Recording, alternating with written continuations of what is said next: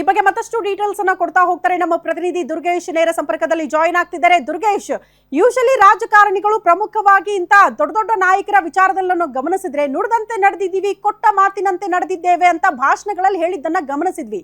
ಆದ್ರೆ ಸಿದ್ದರಾಮಯ್ಯನವರು ಕೊಟ್ಟ ಮಾತಿನಂತೆ ನಡೆದುಕೊಳ್ತಾ ಇಲ್ಲ, ಯಾಕೆ ಅನ್ನೋದು ಪ್ರಶ್ನೆ.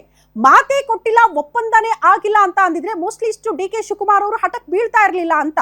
ಒಪ್ಪಂದ ಆಗಿರೋದಕ್ಕೆ ತಾನೇ ಕೇಳ್ತಾ ಇರೋದು, ಯಾಕೆ ಸಿದ್ದರಾಮಯ್ಯನವರು ಮನಸ್ಸು ಮಾಡ್ತಾ ಇಲ್ಲ ಅನ್ನೋದು ಪ್ರಶ್ನೆ. ಈ ಪೋಸ್ಟ್ ನ ಅರ್ಥ ಹಂಗೆ ಅನಿಸ್ತಾ ಇದೆ.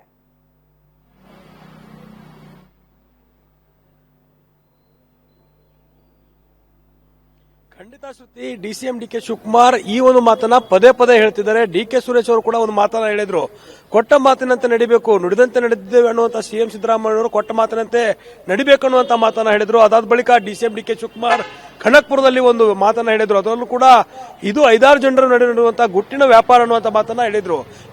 ಈಗ ಡಿ ಕೆ ಶಿವಕುಮಾರ್ ಅವರು ಟ್ವೀಟ್ ಮಾಡುವ ಮೂಲಕ ಇವತ್ತು ಅದರಲ್ಲೂ ಕೂಡ ದೆಹಲಿಯಲ್ಲಿ ಸೋನಿಯಾ ಗಾಂಧಿ ಅವರ ನಿವಾಸದಲ್ಲಿ ಹೈ ವೋಲ್ಟೇಜ್ ಮೀಟಿಂಗ್ ನಡೆಯುತ್ತೆ ಅನ್ನೋದು ಅಂತ ಸುದ್ದಿ ಇರೋದ್ರಿಂದ ಈ ಒಂದು ಸಂದರ್ಭದಲ್ಲಿ ಕರೆಕ್ಟ್ ಟೈಮ್ಗೆ ಒಂದು ಪೋಸ್ಟ್ ಅನ್ನ ಮಾಡಿದ್ದಾರೆ.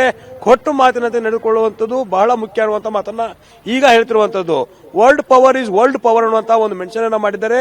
ನಿನ್ನೆಯಷ್ಟು ಕೂಡ ಮಾಧ್ಯಮಗಳ ಮುಂದೆ ಇದೇ ಮಾತನ್ನ ಡಿ ಕೆ ಶಿವಕುಮಾರ್ ಅವರು ಹೇಳ್ತಿದ್ರು. ಆದ್ರೆ 2023 ಅಧಿಕಾರ ಹಂಚಿಕೆ ಸಂದರ್ಭದಲ್ಲಿ ನಡೆದಿರುವಂತಹ ಮಾತುಕತೆಗೆ ಸಂಬಂಧಪಟ್ಟಂತೆ ಸಿಎಂ ಸಿದ್ದರಾಮಯ್ಯ ಅವರು ಯಾವುದೇ ರೀತಿಯಾದಂತಹ ಪ್ರತಿಕ್ರಿಯೆಯನ್ನು ಕೊಡ್ತಾ ಇಲ್ಲ. ಎಲ್ಲವನ್ನೂ ಕೂಡ ಹೈಕಮಾಂಡ್ ತೀರ್ಮಾನ ಮಾಡುತ್ತೆ ಅನ್ನುವಂತ ಮಾತನ್ನ ಹೇಳ್ತಿದ್ದಾರೆ. ಹಾಗಾದ್ರೆ ಹೈಕಮಾಂಡ್ ಅವತ್ತೇ ಮಾತುಕತೆಯನ್ನ ಮಾಡಿತ್ತಾ, ಒಪ್ಪಂದವನ್ನ ಮಾಡಿಕೊಂಡಿತ್ತಾ, ಯಾರೆಲ್ಲ ನಡುವೆ ಈ ಒಂದು ಮಾತುಕತೆ ಆಗಿತ್ತು ಅನ್ನೋದು ಬಹಳ ದಿನಗಳಿಂದ ಚರ್ಚೆ ಆಗ್ತಾ ಇದೆ. ಡಿಸಿಎಂ ಡಿ ಕೆ ಶಿವಕುಮಾರ್ ಕಳೆದೊಂದು ವರ್ಷದಿಂದಲೂ ಕೂಡ ಮಾತನ್ನ ಹೇಳ್ತಿದ್ದಾರೆ. ಪವರ್ ಶೇರಿಂಗ್ ವಿಚಾರವನ್ನ ಪದೇ ಪದೇ ಮುನ್ನೆಲೆಗೆ ತಂದು ಸಿಎಂ ಆಶೆಯನ್ನ ಕಾಣ್ತಿದ್ದಾರೆ.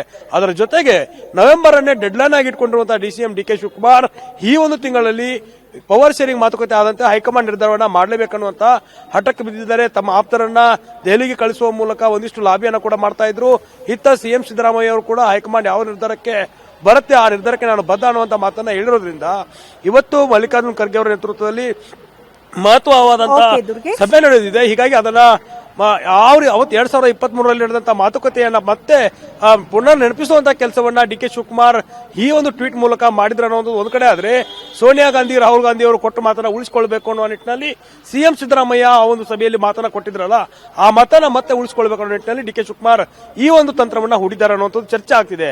ಶ್ರುತಿ. ಓಕೆ ದುರ್ಗೇಶ್, ಧನ್ಯವಾದಗಳು ತಮ್ಮೆಲ್ಲ ಮಾಹಿತಿಗೆ.